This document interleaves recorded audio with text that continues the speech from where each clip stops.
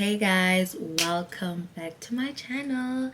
It's your girl Miss Sandy and this is our channel. Do not forget to like, share, subscribe. Just don't forget to do the most, man. Anyways guys, on today's video I'll be doing a story time, and this is a highly requested video if I may put it that way, because there's a lot of people that have been asking me to share this part of my life, and I feel like I am now at a better place and I can now actually get to speak about it. So yeah man, I'm gonna unpack a lot, and it's more of a continuation from my first video of getting to know me. So on this part of my video I'll be focusing more on how I grew up and basically what happened, man. Because there's a lot that I've mentioned, and people are asking themselves like, what, how, njani, when? And there's some people that even grew up with me at the same time, so they're like, Sandy, things are not making sense here. Like, when's the homeless when, and so yeah, there's a lot to unpack. So first things first, I'm gonna need a glass of wine because Sada, it's gonna be a long night.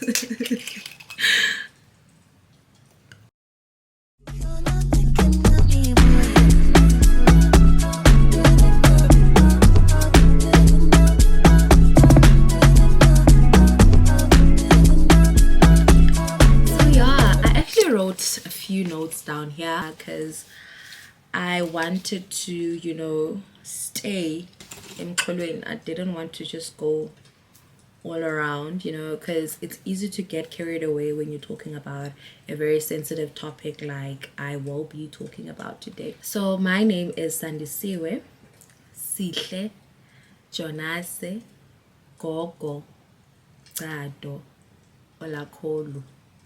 I'm mentioning all these surnames because these are all the surnames that have been on my birth certificate,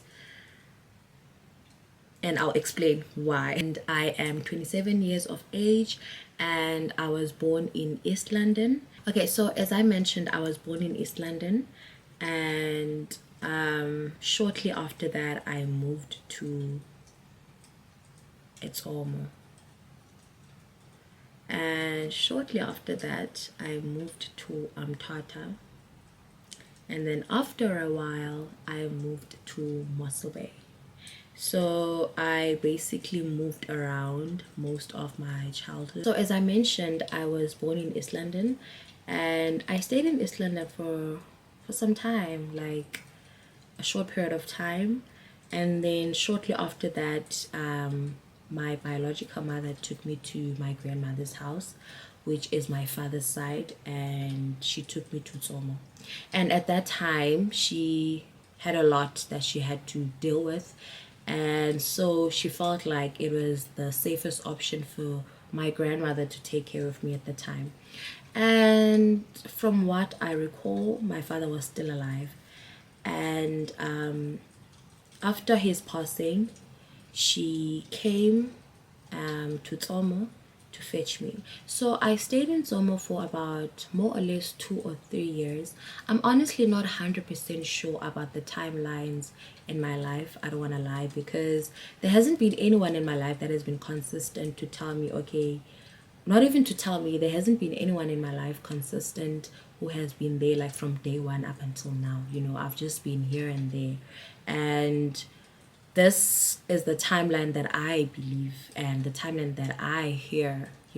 So yeah, I stayed in Tsomo for about maybe 2 or 3 years, and then right after that my biological mother came to fetch me, and she was like, she got a job, and the way she fetched me, it was a matter of an urgence.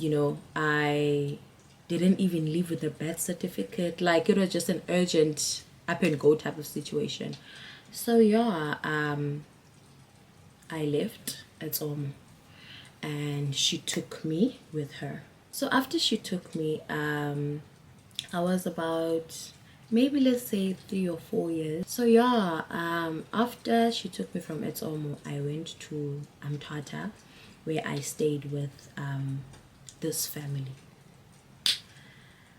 So she then left me there with that family and she went away. So me being a child at the time, I didn't know anything that was going on. And funny enough, I didn't even know who was my mom at the time. I didn't even know who was my dad at the time. So it was actually fitting, you know, for me to just go and stay with another family and just be introduced as one of their own. So yeah, I stayed with this family for the longest time. I was the only child, and what happened was this family was struggling to have children, right? So I was their rainbow child, if I may put it that way. I was like their rainbow child. And growing up, I never knew that they were not my parents. All I knew is that these are my parents, this is my mom, this is my dad. Because at that time, I didn't have any memory of my mom, I didn't have any memory of my dad or my other family, to show that this whole thing happened while I was still at a very young and tender age. So I stayed with them, you know, for the longest time. And I don't want to lie, they loved me so much. Yo bantandi like a shame. Yo bantanda. They loved me like their own child. And at that time, I did not know these are not my parents. I stayed with them. They took me, you know, to the private schools. And yeah, they are actually, you know, financially stable people. You know, mom was a teacher and dad was a lawyer. They still are. So, yeah, man, it was a beautiful family. I was staying in a beautiful family and I was the only child. So you can imagine the love I was getting. So the only thing that was a problem was when we used to visit Islalin. Ne? Ilali is Katata and Iskatat to be specific. In Dabankulu. So when we went to visit my father's family side, I would always notice how my cousins, they would treat me like, you would just tell that, yeah, no, they don't like me, they didn't want to play with me. You know, I'd always have to be the child that forces herself to play with the other kids. And I remember vividly this one time we were all playing together outside, and then I happened to step on one of my cousin's toe. Hey son, oh girl, she ran. She went to tell her mom, Mama, you send see where she stepped on my toe. Wara. Hey sana, guys, it was like a big thing. It was like a big thing. And at the time I was probably like maybe 5. Yeah, I was probably 5. So hey sana, mama usend one yetela wara. Hey sana. Now and we were a big family. Yo, we were a big family. My cousins were a lot. Whenever it was like holiday season, when we are all there, sibaninzi nje, you know. So yeah, they called me, ke mama, ke her mom called me. She's like, come here, Wena, why are you beating my child, you know? And I'm like, sorry auntie, it was a mistake, you know, we playing and whatnot. And the one thing about me growing up, I was a very quiet child. Yo, I was a very quiet child. So now she was like, why you beat my child and whatnot? And I'm like, I really didn't beat her, you know, we were just playing. And I just happened to step on her toe and it was a mistake. I'm so sorry. I even said to her that I'm sorry. Yo, sana. Yeah, at the time she took the a shoe, you know, those block heels, those block heels is time she was a nurse. She took that block heel, sana, she hit me with it on my shoulder. She was like, I don't even know what you're doing here because you don't belong here. Go back to your family because we are not your family. Mind you, guys, at the time I didn't even know what was going on. Like guys, I didn't even know what was going on because as I mentioned that I stayed with this family from the age of 3. So obviously I wouldn't have like any vivid memory or, you know, of where I come from or who I am. All I know is that these are my parents. And she was like, go back to where you come from. You don't belong here. We are not your family. Wara. And I'm like, I'm only 5. Like, I was only 5 years old. Like Like the way she spoke to me, you'd say sana ba, hey sana. I understand exactly what she meant. And I didn't understand, hey.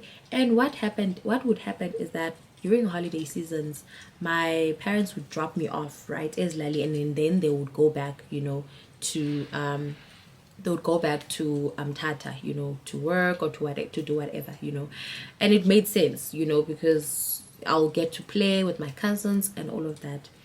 So, sana, I was not okay. That night, I went to my grandma. I told her that, hey, Makulu, can I please sleep with you? And we used to all sleep like in the same room, with my cousins and whatnot. But on that day, I was like, I just want to go sleep with my grandmom, And I got along very well with her. So I went to sleep with her in the room. The following day, one of my cousins comes to me and she's telling me that, hey, Wena, so-so's mother was looking for you last night. She wanted to beat you up because when you stepped on so-and-so's toe. I'm like, guys, is this thing still on? Like, I apologized. Even yesterday, my aunt, she beat me up. So I don't know what else I'm supposed to do. So I went and told my grandma, I was like, yo, I want to go home. Please tell my parents I want them to come and fetch me. I was able to talk to my parents over the phone. They came and fetched me and we left. So on the drive back home in the car, so they kept on asking, like, why are you not okay? Like, they could see that I'm not okay. And I was really not okay, hey? And then I was like, yo, I don't like how my aunt, spoke to me. I understand that, yeah, she beat me for stepping on her child's toe and whatever, but the way she spoke to me, I didn't like it. And then my parents were like, but what did she say? And then I told them that, no, she said that I should come back. I should go back where I come from because they are not my family, or you guys are not my family. And then my father quickly dismissed the whole thing. He was like, hey, don't listen to what they are saying. I'll talk to her. When we got home, Sana, my father was on the phone with my aunt. Hey, I could hear that. Sana, I can see that. Hey, Sana, the conversation is going south. Anyways, time passes, and ever since that day, I never went back to Eslalin. I was just at home with my family, and on holidays, we would now go to my mother's family side. So my mother's family side was really, really nice. They loved me and all of that. Ever since that incident, things were never the same again. I felt like there was a division in our family, and I felt like there were things that were unspoken. Mind you, I'm a child, guys. Like, this is not happening in a sequence of months or days. It's happening in a sequence of years, because now we are no longer going to our family gatherings. We are just at home, we're just doing our own thing. So, and I'm still a child at the time. I didn't know what was happening. Hey, okay, fine. Fast forward, my mom, she just woke me up one day. She was like, I've packed your things. Like, guys, I'm supposed to be going to school, and she just tells me that I've picked your things, and then there's someone that I want us to go and meet. I'm like, okay, like, I'm like, hey, bo, okay, like, just like, there's someone I want you to go and meet, and then we left Kenyani. Okay, we went to a taxi rank at town. Stairs Mthatha. Yeah, stairs or something at the time. Yes, another time I was 10. Yeah, I was 10 at the time. So we got to this taxi rank, and then she had my bags. Like, they never explained anything to me, and I get that, yes, I was a child, but I feel like maybe if I was actually spoken to and then made to understand, okay, this is what is happening, this is what is going to happen, I wouldn't have carried so much confusion with me, because now I felt so much doubt, I felt so much confusion, I felt so much rejection at the time. But yeah, nyani ke, we go to stairs. Sifike stairs, I see this lady ke ume phayana stairs. I ke nyani ke, my mom comes towards this lady, and then they start talking. I'm still in the car. Actually, I'm still in the car. They speak, and then right after that, my mom calls me. She's like, hi, come get some to see we come. I'm like, okay, I come. I meet this woman. She's like, okay, you'll be going with this woman, ne? We will talk over the phone. Just like that. She didn't say this was your mom. She didn't say anything. She literally just said, you'll be going with this lady and we will speak to you over the phone. Like, we will so instead, you know. I could also tell that it was a very heavy situation for her at the time. Like, it was a very heavy situation for both of them, because even with my dad, I never got to say goodbye. And yeah. So I meet this lady, and then she's like, she seems okay, you know. I meet her, and then she's like, hi, how are you? I'm like, no, I'm good. And it's like, oh, okay. Like, that's the only thing we spoke. We didn't say anything again until it was time for us to leave. So we went inside the taxi. She went to sit, and then, you know, it takes cinemas. I wanted to sit next to her because, you know, I don't want to sit next to people that I don't know. And then she was like, no, go sit over there. You know, it takes in there's those single chairs, most and then she was sitting at the back seat, and the taxi was still like empty. So now I wanted to sit at the back. She was like, no, sit here. That small chair. I was like, okay, maybe she just doesn't want me to get squashed in the back seat. Hey, okay, fine. I sit at the back. I sit on that chair. On our way to wherever we were going, it was just silence on the way. I literally slept throughout the trip because it was even overnight. So we got to Mossel Bay. And when we got to Mossel Bay, it was at night, hey? Hey, nyani kesifika Mossel Bay. We arrive, and then I'm told, okay, sleep here in this room, sleep here on this bed. Now when I opened these blankets, there's already someone who's sleeping there. So now I'm going, you know how you know the vibes. So yeah, I sleep there, ne? Morning comes, hey, everyone wakes up in the house, and then everyone is confused, like, and then who's this? Yeah, well, everyone is confused, like, okay, who's this? What is she doing here? Like, as up. So now she introduces me. Now that everyone is awake, she introduces me, and she's like, okay, no, this is my sister's child. She'll be staying with us until school's open again. So now I'm like, okay, so you my aunt, right? Yeah, well, guys, nobody's talking to me and explaining to me, okay, this is what is happening. Hey, okay, fine. So during the day, they go and leave and go to work, and now I'm left with my siblings. Hey, Sana, and I'm left with these siblings of mine at the time, these cousins of mine at the time. And then Sana, oh my gosh, my brother was so mean to me. But I understand. Hey, I feel like it's a sibling thing. You know, it's not that deep. He was so mean to me at the time. He was like, who are you? Where are you coming from? You know, you don't belong. Janga, it was deja vu. It was like a deja vu, because I'm coming from an experience, NJ. Now I'm coming again to the same thing. Like, I need a break. Like, I need a break. Ben for once, you know. So yeah, he was like, nah, don't do this. Like, if I'm touching something, he'll be like, don't touch my mom's thing. You see, it was like something like that. But you know, it was just, you know, kukula. You know, it was not that deep. And you know, sooner or later, I ended up finding out that that woman who went to fetch me in Amtata and brought me to Mossel Bay was actually my mother. And the people that I was staying with were my siblings, and that was her husband. And at the time, I still believed that the family that I left behind was my biological family. Oh, okay, maybe she was not my biological mother, but the dad was my biological dad. Not knowing that those people actually adopted me, and I was adopted. I was staying with a foster family for that period of time until I stayed with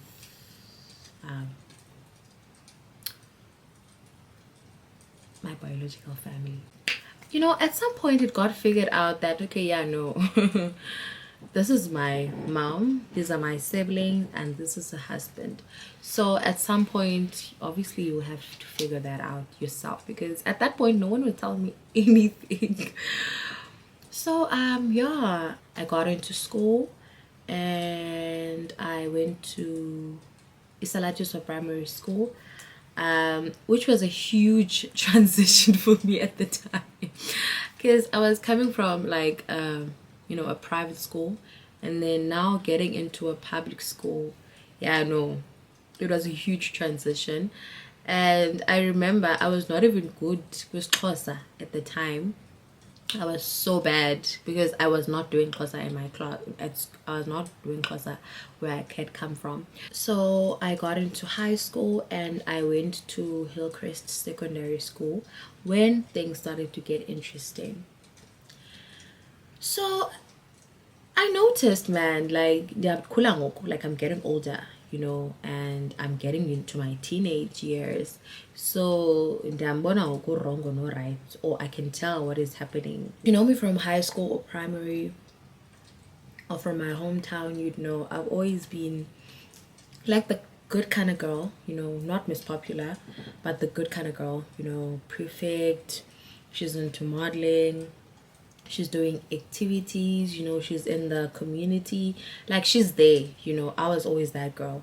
So I'm trying so hard, you know, to utandwa, you know, and I felt like I'm not getting that, and I felt like honestly I don't fit in where I was, and I felt like I was just there, and maybe one day I'll just wake up and then it was okay, now you can go home, you know, you're just here for a short period of time. So it was kind of bad, hey. And at some point I didn't even have school shoes. Like isihlangu zami zivulekile, like literally, like abaphambili, you know, and they were open, you know. And when I'm walking to school, I walked to school.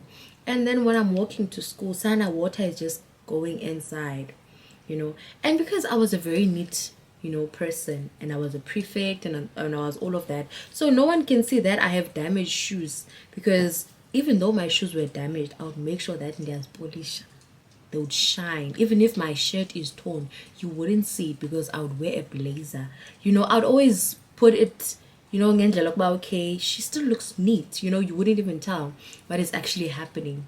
Everything that had to do with me, I felt like I felt short. And I felt like all my other siblings, you know, they were getting everything they needed and wanted. And it was so bad, man, because even going to school, ne, everyone was taking transportation to go to school, but kukho ulithemba uzawuhamba ngenyawo undim. Kukho lo understandayo ba we can't pay for everyone, and then when you have to walk. Yeah, so it was bad, man. So in that situation, it never like put me down, I don't want to lie. I got a job because I felt like, you know what, if I can, you know, work and try and help out at home, you know, that would maybe make things better, you know. It would make them love me, it would make them accept me, it would make them see me, you know. Because hey, sana bending about if kunento that has to do with me, diploma ceremony sana, there's no parent to be seen. Parents meeting day, no parent to be seen. But when it came to my siblings, so ish, man, it was, yeah. And I also felt like maybe because I never got to bond, you know, with her, with my mom, so maybe that is why we had that gap between us, from my understanding. Anyways, I got a job. After I got a job, I started working at the casino. And at the time I was doing grade 8. I was cleaning tables at the casino. So what I would do is after school I would walk home, quickly shower, quickly bath, quickly take a bath, and then right after that I would head out, and head to work. Now, when I had to go to work, I would work a night shift and then I'd get home around 2. Mind you, on Saturday morning, I need to be up again at 7 a.m. to go back to work. I was cleaning tables, I was a runner. Yes, that's what they call it. I was a runner. So eventually I got promoted when I was doing grade 9, and I now was a waitress because at least, I was like 15 at the time. So I started being a waitress at the age of 15.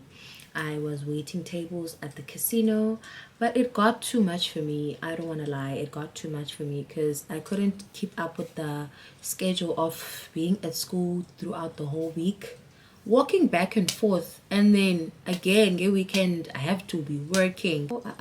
Working back and forth was just too much at that time, and I needed a day job. I got to work at Wimpy. I was a waitress there, and that was like a day job. I enjoyed it so much. I worked at Wimpy for the longest time.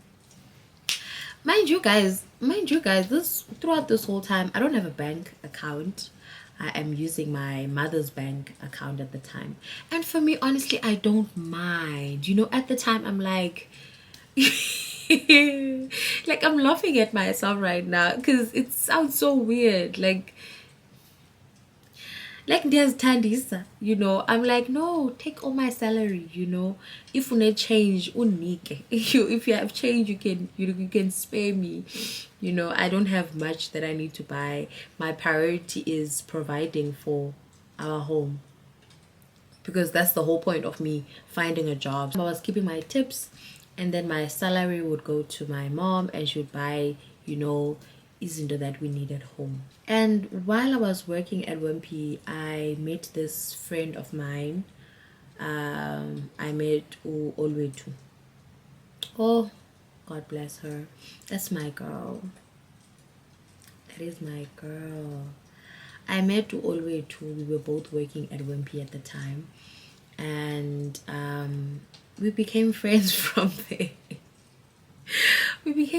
I never thought we would actually be friends, hey, because me and her were totally different people. But we became friends. It started out, just casual chilling, and then it ended up being, yes, like we were actually serious friends. So yeah, guys, throughout my high school, honestly, I was just working. I honestly am, grateful for the childhood that I had, because I was so occupied with work. I was so occupied with school. Yes, obviously I would have, been a teen, had my own, fair of fun, but that was not really my priority at the time. My priority was pleasing my parents so that I can actually become accepted. Like, I tried too hard. And when I look back on it now, I realize that I tried too hard. I realized that I didn't have to try as much as I did, and I didn't deserve, all of that.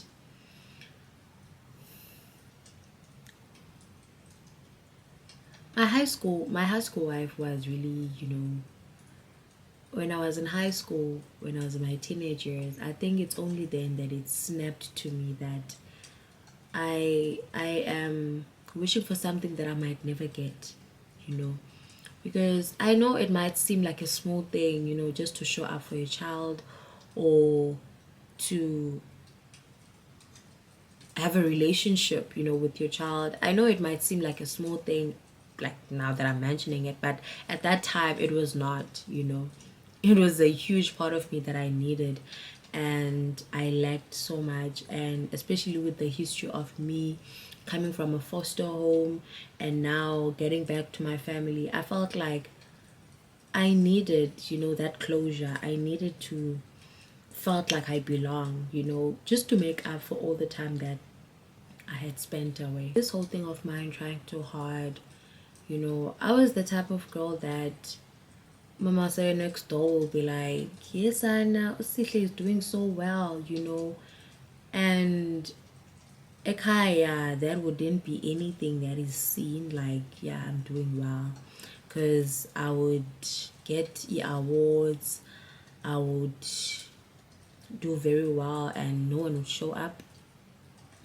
The last time I had someone show up for me, it was when I was doing a pageant. Like, it was a Miss Asla type of vibe, it's your community, So that was the only time I remember my mom actually showed up to something. Like, it was like a modeling thing that I was doing, and she showed up. Hey, yo, I was so glad. I was so glad, because that was like a rare thing for me, and she even came with a friend, so it was really nice for me at the time.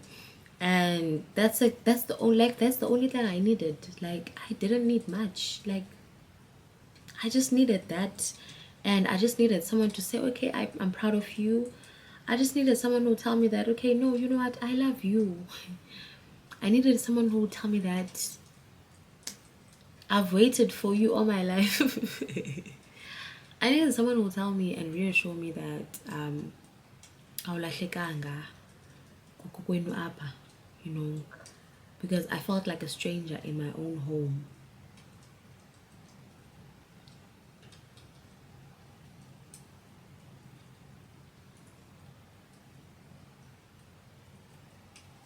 I remember on this one specific day I was writing an exam, right? My mother had come back from work, and she had been working late that day. And when she got home, I finished cooking, and I didn't wash the dishes. Mind you, I have three siblings, and I have to do the cleaning, the cooking, and the washing.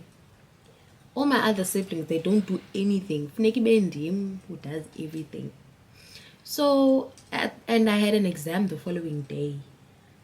So when she came back from work, I had cooked.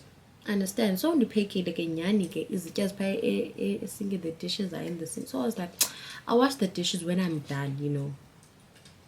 And she came back from work, and she was like, why are the dishes not washed? You understand? So I was like, ndiyabhala ngom, so like I have an exam tomorrow. And Sana, the way she snapped at me, she was like, if you're not going to do your part in this house, you will have to leave. And I'm like, ndiyabhala ngomso.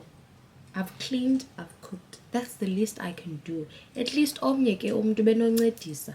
But ke obviously at that time I didn't have the words. Like, I didn't talk back at all. So I was like, I'll just wash them when I'm done here. Hey, Sana, oh girl. She went and got a cloth. Did she not start wiping the table while I was sitting there studying my books? She wiped the table. She took a broom. She swept my books out. She swept my books out. She swept the books out. Hey, Sana. Now I had to be there picking up the books. Guys, it's at night. I have to use my flash because the books are now swept out of the house. And this was the living arrangement, né? We stay in a one-room RDB house. Like, there's no division. The only thing was a room divider. You divide with your kabati or wardrobe. Like, that was the living situation. We didn't have much growing up. So what we had at that time is RDP, so sonke silap, we are all here, So hey Sana, I picked my books up, I put them on my table, and then she switched off her lights, and she was like,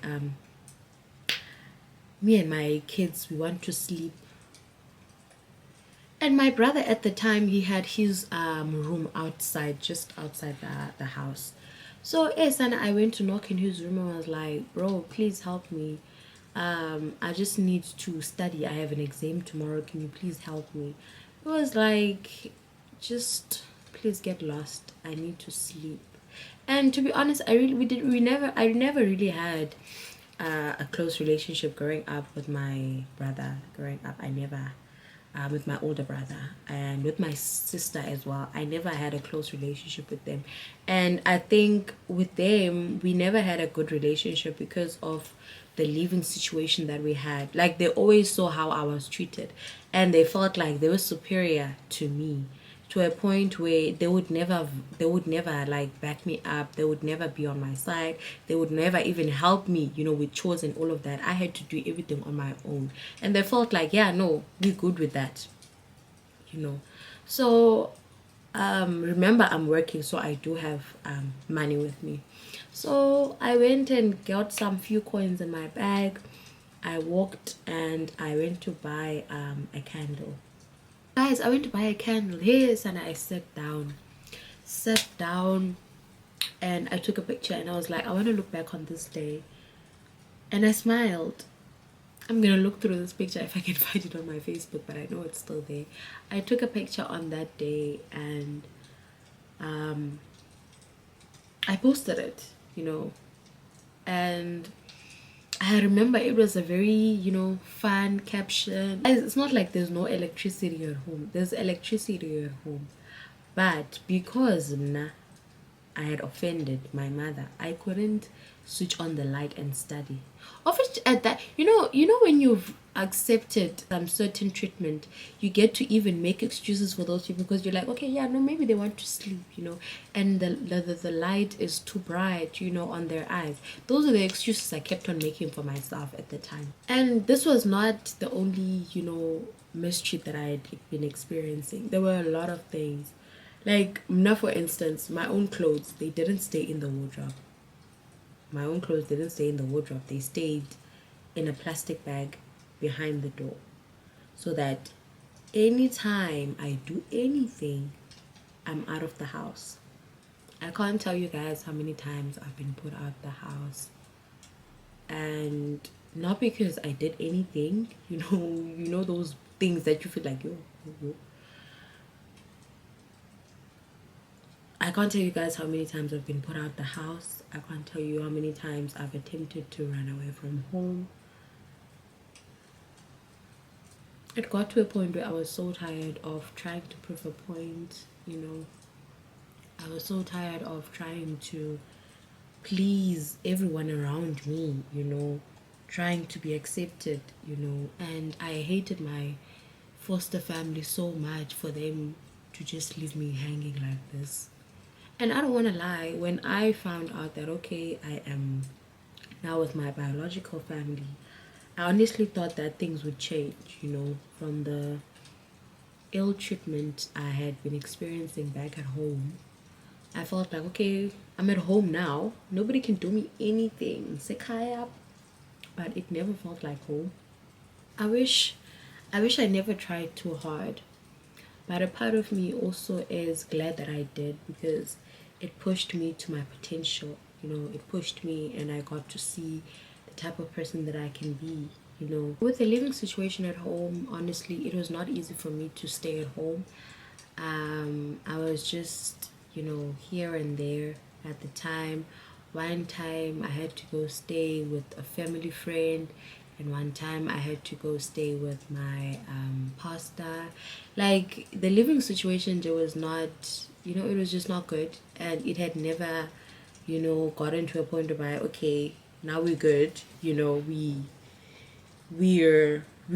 safe, because the way it was so toxic, to a point where even when my stepdad would, come between what my mother, had a problem with me with at that certain point in time, she would even accuse me and say, I'm sleeping with the husband, because why is the husband always backing me up?